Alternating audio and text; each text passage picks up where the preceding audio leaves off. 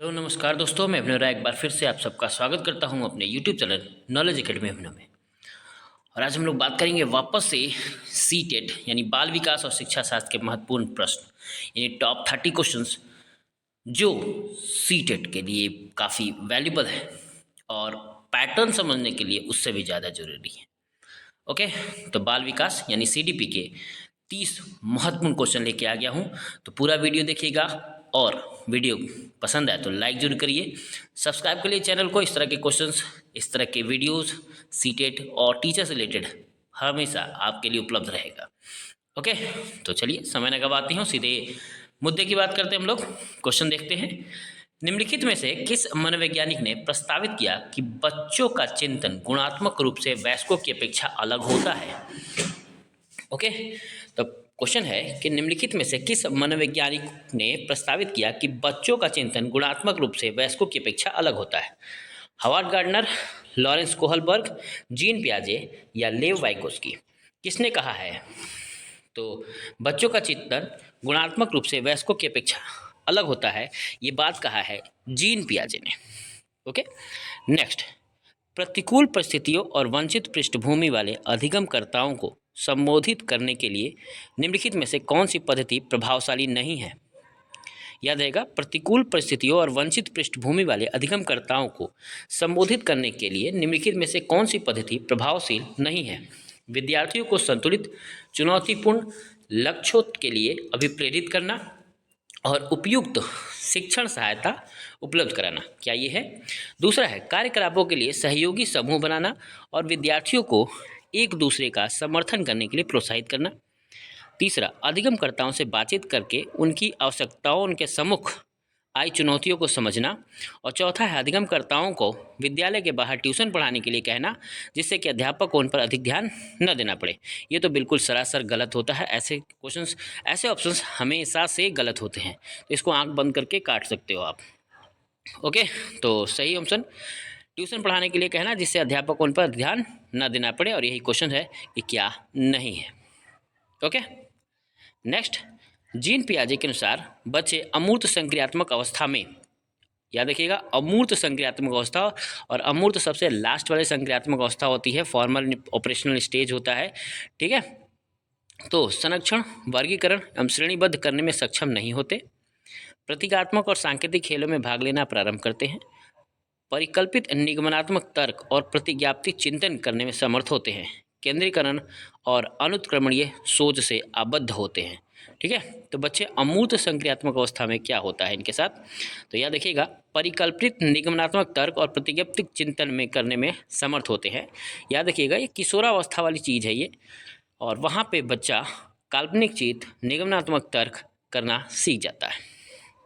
Next, बाल्यावस्था की अवधि में विकास में केवल परिमाणात्मक परिवर्तन होता है, अनियमित और असंबद्ध होता है, धीमी गति से होता है एवं मापा नहीं जा सकता, बहुस्तरीय और मिश्रित होता है।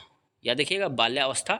ठीक है, तो क्या होता है यहाँ से 2 से 12 वर्ष की अवस्था होती है, 2 से 6 वर्ष प्रारंभिक बाल्यावस्था, 6 से 12 वर्ष उत्तर बाल्यावस्था। तो इस अवधि में क्या क्या विकास होता है? तो धीमी गति से होता है एवं मापा नहीं जा सकता, क्योंकि बहुत सारे डेवलपमेंट होते हैं, भाषा विकास, सामाजिक विकास, मानसिक विकास, ये सब होता है। एक तरह से सारे विकास नाप सकते हैं, लेकिन बाकी सब को मापना बहुत मुश्किल है, बहुत तेज़ी से होता है। लेव वाइगोस्की के अनुसार बच्चों का संज्ञानात्मक विकास चरणों में होता है। स्कीमा के परिपक्वन से बच्चों में संज्ञानात्मक विकास अग्रसर होता है। बच्चों के संज्ञानात्मक विकास में भाषा की एक महत्वपूर्ण भूमिका होती है। बच्चे भाषा अधिग्रहण यंत्र द्वारा भाषा सीखते हैं। तो जरा कोई बताए, ठीक है, तो कैसा कौन सा सही होगा? तो बच्चे संज्ञानात्मक विकास में भाषा की एक महत्वपूर्ण भूमिका होती है। याद रखिएगा संज्ञानात्मक विकास में भाषा की एक महत्वपूर्ण भूमिका होती है। ठीक, भाषा अधिग्रहण यंत्र से सीखते हैं, ये चॉम्स्की का देन है। स्कीमा अगर कहीं पे भी आए, याद रखिएगा पियाजे की देन है और पियाजे ही मारेंगे। ओके, तो यहाँ पे संज्ञानात्मक विकास में भाषा एक महत्वपूर्ण भूमिका निभाती है, जबकि याद रखिएगा पियाजे सीधे सीधे मानते हैं कि भाषा का संज्ञानात्मक विकास पे नगण्य प्रभाव होता है। Okay, next. बाल केंद्रित वह है जिसमें बच्चे के व्यवहार को निर्देशित करने के लिए अध्यापक पुरस्कार और दंड का प्रयोग करता है। अध्यापक लचीला है और प्रत्येक बच्चों की व्यक्तिगत आवश्यकताओं को पूरा करता है। यह देखिएगा बाल केंद्रित की बात कर रहा है। अध्यापक केवल पाठ्य पुस्तक को ज्ञान के स्रोत के लिए उपयोग करता है। केवल जहाँ शब्द आता है याद रखिएगा वो गलत होता है, सीधी सी बात। अध्यापक बच्चों को उनकी क्षमता के आधार पर वर्गीकृत करता है। ठीक, तो क्या करना होता है, तो अध्यापक लचीला और प्रत्येक बच्चे की व्यक्तिगत आवश्यकताओं को पूरा करता है, यानी प्रत्येक बच्चों की बातों को समझता है, सोचता है। इसका मतलब टीचर बाल केंद्रित शिक्षा प्रदान कर रहा है। नेक्स्ट, भाषा का अर्थ की सबसे छोटी इकाई डैश है। संकेत प्रयोग विज्ञान है, वाक्य है, रूपिम है या स्वनिम है। तो भाषा के अर्थ की सबसे छोटी इकाई क्या है, स्वनिम। ठीक है, यानी स्वयं अपने आप से बोलना। बुद्धिलब्ध सामान्यतः डैश के रूप से शैक्षणिक निष्पादन से संबंधित होते हैं, कम से कम, पूर्ण, उच्च या माध्यम। ठीक है, बुद्धिलब्धि यानी IQ किससे होता है, तो उच्च होता है। सफल समावेशन को निम्नलिखित की आवश्यकता होती है, सिवाय अभिभावकों की भागीदारी की, क्षमता संवर्धन की, संवेदनशील बनाना और पृथक्करण की। तो सफल समावेशन, ओके, समावेशन किससे आवश्यक है, इसके बिना, सिवाय मतलब ये काम नहीं करेगा, तो वो है पृथक्करण। ठीक है, बंटवारे से समावेशन का कोई फर्क नहीं पड़ता। नेक्स्ट है, विद्यालय में नियमित उपस्थिति के लिए वंचित बच्चों को प्रोत्साहित करने का निम्नलिखित में से कौन सा तरीका सर्वाधिक उपयुक्त होगा। विद्यालय द्वारा बच्चों को एकत्रित करने वाले एक व्यक्ति को नियुक्त किया जाए जो प्रतिदिन घरों से बच्चों को लेकर आए। क्या ये तरीका सही है। बच्चों को आकर्षित करने के लिए प्रतिदिन 5 रुपये देना। आवासीय विद्यालय खोलना। बच्चों को विद्यालय आने की अनुमति न देने का कानूनन दंडनीय अपराध बनाया जाए। ठीक, तो क्या सही है जो सही तरीके से हो सके। ओके, तो आवासीय विद्यालय खोलना, याद रखिएगा आवासीय विद्यालय अगर हम खोल दिया जाए, ठीक, तो बच्चे वहीं रह के पढ़ाई कर सकते हैं और मैक्सिमम चीज़ में पढ़ सकते हैं, क्योंकि 5 रुपये देना और दंडनीय कानूनी कार्रवाई कर देना ये उचित कार्रवाई नहीं कहलाती। ओके, नेक्स्ट, विद्यालय में लिंग भेद से बचने का सर्वोत्तम तरीका हो सकता है कौन सा। विद्यालय में लिंग भेद को दूर करने के लिए नियम बनाना और कड़ाई से उसका पालन करवाना। संगीत प्रतियोगिता के लिए लड़कियों की अपेक्षा अधिक लड़कों का चयन करना। शिक्षकों द्वारा उनके लिंग पक्षपातपूर्ण व्यवहारों का अधिक संज्ञान करना। पुरुष एवं महिला शिक्षकों को समान संख्या में भर्ती करना। ओके, तो कौन सा ज़्यादा सही है, तो याद रखिएगा शिक्षकों द्वारा उनके लिंग पक्षपात व्यवहारों का अधिक संज्ञान करना, यानी अगर कोई पक्षपात कर रहा है तो उसमें समझना, ठीक, और खुद भी नहीं करना।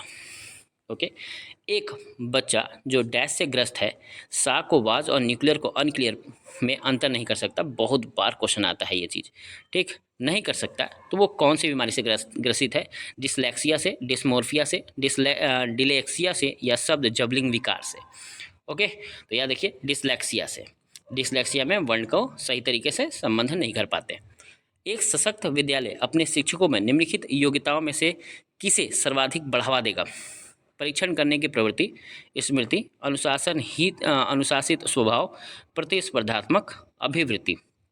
ओके, तो शिक्षक के अंदर कौन सी योग्यता देखना चाहेगा एक सशक्त विद्यालय, वो है प्रतिस्पर्धात्मक अभिवृत्ति, यानी प्रतिस्पर्धा से एक दूसरे को काटते हुए और भी बेहतर से बेहतर करते चले जाए। नेक्स्ट, किशोर डैश का अनुभव कर सकते हैं, आत्मसिद्धि के भाव का, जीवन के बारे में परितृप्तता का भाव का, दुश्चिंता एवं स्वयं से सरोकार, बचपन में किए गए अपराधों के प्रति डर के भाव का। ठीक है, तो किशोर डैश का अनुभव कर सकते हैं कैसा, तो वो है दुश्चिंता एवं स्वयं से सरोकार। ठीक है, स्वयं से प्यार करते हैं, चिंतित बहुत होते हैं, भविष्य को लेकर काफ़ी चिंतित होते हैं। ठीक है, अपराध ऐसे नहीं है, और जीवन के प्रति परितृप्त का भाव ये भी नहीं है, जो जीवन छोड़ना नहीं चाहते। नेक्स्ट, शारीरिक रूप से अक्षम बच्चों को सामान्यतः डैश होता है, डिसलेक्सिया होता है, डिस्माफिया होता है, डिस्थीमिया होता है या डिसकैलकुलिया होता है। शारीरिक रूप से अक्षम छात्र, याद रखिएगा, तो वो क्या है, डिस्माफिया। ठीक है, क्या होता है, डिस्माफिया होता है। नेक्स्ट, लेव वाइगोस्की के समाज संरक्षण सिद्धांत में दृढ़ विश्वास रखने वाले शिक्षक के नाते आप अपने बच्चों के आकलन के लिए निम्नलिखित में से किस विधि को वरीयता देंगे। ठीक है, लेव वाइगोस्की के समाज संरचना सिद्धांत में दृढ़ विश्वास रखने वाले शिक्षक, याद रखिएगा लेव वाइगोस्की में विश्वास रखना है, उसके बाद आकलन करना है, तो आप क्या करेंगे, किसे वरीयता देंगे, सहयोगी प्रोजेक्ट को, मानकीकृत परीक्षण को, तथ्य पर आधारित प्रत्यास्मरण के प्रश्न को, वस्तुपरक बहुविकल्पिक प्रश्न के। ओके, तो किसको देंगे, सहयोगी प्रोजेक्ट को, याद रखिएगा, यानी समाज के द्वारा ही बच्चा अपना अधिग्रहण या अधिगम करता है या विकास होता है, ये लेव वाइगोस्की का देन है। ठीक है, सामाजिक विकास का सिद्धांत, ओके, जिसमें संस्कृति, भाषा, समाज, इस पे बहुत जोर दिया है इन्होंने। अपनी कक्षा की व्यक्तिगत भिन्नताओं अपनी कक्षा की व्यक्तिगत भिन्नताओं से निपटने के लिए शिक्षक को चाहिए कि शिक्षण और आकलन के समान और मानक तरीके हों, बच्चों को उनके अंकों के आधार पर अलग कर उनको नामित करें, ठीक है, जो कि बिल्कुल अच्छा नहीं है। व्यक्तिगत विभिन्नता से निपटना है, ठीक है। बच्चों के अंकों के आधार पर बांट देना अच्छी बात नहीं होती, क्योंकि समावेशी शिक्षा इसकी आज्ञा नहीं देता। बच्चों से बातचीत करें और उनके दृष्टिकोण को महत्व दें। विद्यार्थियों के लिए कठोर नियम लागू करें। कठोर नियम भी नेगेटिव वर्ड है, इसे भी नहीं कर सकते। तो शिक्षक को क्या करना है, ठीक है, शिक्षक को बच्चों से बातचीत करें है और उसके दृष्टिकोण को महत्व देना है। उसे समझना है कि क्या अच्छा उचित किया जा सकता है। नेक्स्ट, राष्ट्रीय पाठचर्या की रूपरेखा एनसीएफ 2005 के अनुसार शिक्षक की भूमिका है। ये भी बहुत बार क्वेश्चन आया है, इवन सुपर टेट के भी क्वेश्चन है ये, ठीक। सत्तावादी, अधिनावकीय, अनुमतिपरक, सुविधादाता, ठीक है। राष्ट्रीय पाठचर्या रूपरेखा 2005 के अनुसार शिक्षक की भूमिका क्या है, तो वह है सुविधादाता के रूप में, यानी सुविधा प्रदाता के रूप में। अनुसंधान सुझाते हैं कि एक विविध कक्षा में अपने विद्यार्थियों से शिक्षक की अपेक्षाएं विद्यार्थियों के अधिगम, ठीक, पर महत्वपूर्ण प्रभाव छोड़ता है। एकमात्र निरर्थक होता है के साथ संबंधित नहीं मानी जानी चाहिए, पर कोई प्रभाव नहीं पड़ता, ठीक। यानी अनुसंधान के वक्त विविध कक्षा में विद्यार्थियों में शिक्षक की भूमिका में अधिगम कैसा होता है, ठीक है, तो पर महत्वपूर्ण प्रभाव छोड़ता है। याद रखना, शिक्षक एक महत्वपूर्ण प्रभाव छोड़ता है पूरे के पूरे प्रैक्टिकल वर्क में। सुनने में असमर्थ बच्चा, श्रवण असमर्थ वाले बच्चों के विद्यालय में ही भेजा जाना चाहिए, नियमित विद्यालय में नहीं। क्या ये सही है? केवल अकादमिक शिक्षा से लाभ नहीं उठा पाएगा, उसे उसके स्थान पर व्यावसायिक शिक्षा दी जानी चाहिए। नियमित विद्यालय में बहुत अच्छा कर सकता है यदि उसे उपयुक्त सुविधा और साधन उपलब्ध कराया जाए। नियमित विद्यालय में अपने सहपाठियों के समान कभी प्रदर्शन नहीं कर सकेगा, ठीक। ये बिल्कुल गलत है। ये समावेशी शिक्षा जिसके तहत हम सभी बच्चों को एक साथ पढ़ाते हैं, उसके आधार पर इसके आंसर देना है। तो नियमित विद्यालय में बहुत अच्छा कर सकता है यदि उसे सुविधा, उपयुक्त सुविधा और साधन उपलब्ध कराई जाए। ओके। एक शिक्षिका अपनी प्राथमिक कक्षा में प्रभावी अधिगम को बढ़ावा सकती है। अधिगम में छोटे छोटे उपलब्धियों के लिए पुरस्कार देकर, हिल और अभ्यास के द्वारा, अपने विद्यार्थियों में प्रतियोगिता को प्रोत्साहन देकर, विषय वस्तु को विद्यार्थियों के जीवन के साथ संबंधित करके। यानी प्राथमिक कक्षा में प्रभावी अधिगम को बढ़ावा कैसे दे सकती है, तो वह विषय वस्तु को विद्यार्थियों के जीवन के साथ संबंधित करके। ये एनसीएफ 2005 का कहना है कि अगर हम समाज को जोड़ के, बाहरी जीवन को जोड़ के पढ़ाएं तो बेहतर तरीके से बच्चा सीख सकता है। ओके। नेक्स्ट, निम्नलिखित में से कौन सा उदाहरण प्रभावशाली विद्यालय की प्रथा की है? ओके, प्रभावशाली विद्यालय की प्रथा है निरंतर तुलनात्मक मूल्यांकन, शारीरिक दंड, व्यक्ति सापेक्ष अधिगम, प्रतियोगितात्मक कक्षा। तो कौन सा उदाहरण प्रभावशाली विद्यालय की प्रथा का है? ओके, तो व्यक्ति सापेक्ष अधिगम, जैसा व्यक्ति चाहते हैं, जैसे बाल केंद्रित होता है वैसे हमें सिखाना है। भाषा विकास के सबसे संवेदनशील समय निम्नलिखित में से कौन सा है?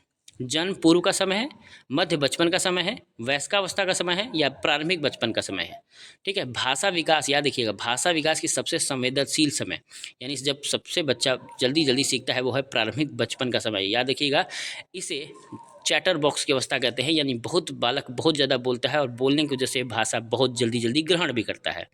ओके, प्रारंभिक बचपनावस्था है। एक 6 वर्ष की लड़की खेल कूद में असाधारण योग्यता का प्रदर्शन करती है। याद रखिएगा, 6 वर्ष की लड़की है, उसके माता पिता दोनों ही खिलाड़ी हैं, उसे नित्य प्रशिक्षण प्राप्त करने भेजते हैं और सप्ताहांत में उसे प्रशिक्षण देते भी हैं। बहुत संभव है कि उसकी क्षमताएं निम्नलिखित दोनों के बीच परस्पर प्रतिक्रिया का परिणाम होगी। आनुवांशिकता और पर्यावरण, वृद्धि और विकास, स्वास्थ्य और प्रशिक्षण, अनुशासन और पौष्टिकता। तो किसके बीच अंतःक्रिया होगी? तो वह अनुशासन, आनुवांशिकता और पर्यावरण, यानी एक माँ बाप ही हैं खेल में और बाहर से जाके सिखा भी रहे हैं, तो दोनों ही चीज़ें मिलके उसे बेस्ट बना देंगी। नेक्स्ट है, निम्नलिखित में से कौन सा समाजीकरण के गौड़ वाहक हो सकते हैं? परिवार और पास पड़ोस, विद्यालय और पास पड़ोस, विद्यालय और निकटतम परिवार के सदस्य, परिवार और रिश्तेदार, ठीक है। तो कौन समाजीकरण के गौड़ वाहक हो सकते हैं? वह विद्यालय और पास पड़ोस, यानी आस पड़ोस के लोग और विद्यालय दोनों मिलके हम उसके विकास को बढ़ावा दे सकते हैं। लेव वैगोस्की के अनुसार संज्ञानात्मक विकास का मूल कारण क्या है? संतुलन, सामाजिक अन्योन्य क्रिया, मानसिक प्रारूप का समायोजन, उद्दीपक अनुक्रिया युग्मन, ठीक है। ये 30 क्वेश्चन बहुत ही बेस्ट क्वेश्चन है, याद रखिएगा, और इसको 1 से 2 बार जरूर देखिए ताकि इस तरह के क्वेश्चन समझ में आ जाए कि क्या हो रहा है, ठीक। और सीटेट का एकमात्र रामबाण है प्रैक्टिस। लेव वैगोस्की के अनुसार संज्ञानात्मक विकास का मूल कारण क्या है? संतुलन, सामाजिक अन्योन्य क्रिया, मानसिक प्रारूपों का समायोजन, उद्दीपक अनुक्रिया युग्मन, ठीक है। तो लेव वैगोस्की का संज्ञानात्मक विकास किस पे डिपेंड करता है? सामाजिक अन्योन्य क्रिया पे। ओके। नेक्स्ट, जीन पियाजे के अनुसार अधिगम के लिए निम्नलिखित में से क्या आवश्यक है? शिक्षार्थी के द्वारा पर्यावरण की सक्रिय खोजबीन, वयस्कों के व्यवहार का अवलोकन, ईश्वरीय न्याय पर विश्वास, शिक्षकों और माता पिता द्वारा पुनर्बलन। ओके, तो जीन पियाजे के अनुसार क्या जरूरी है? शिक्षार्थी के द्वारा पर्यावरण का सक्रिय खोजबीन क्या सही है, या वयस्कों के व्यवहार का अवलोकन किया जाए तब जाके सही होगा? तो क्या सही होगा? तो शिक्षार्थी द्वारा पर्यावरण का सक्रिय खोजबीन। ठीक, जब शिक्षार्थी अपने पर्यावरण की सक्रिय खोजबीन करेगा, विचार करेगा, तब जाके वो अपने संसार का निर्माण करेगा। ठीक है, नेक्स्ट, जीन पियाजे के अनुसार प्रारूप यानी स्कीमा निर्माण वर्तमान योजनाओं के अनुरूप बनाने हेतु नवीन जानकारी में संशोधन और नवीन जानकारी के आधार पर पुरानी योजनाओं में संशोधन के परिणाम के रूप में घटित होता है। इन दो प्रक्रियाओं को जाना जाता है किससे?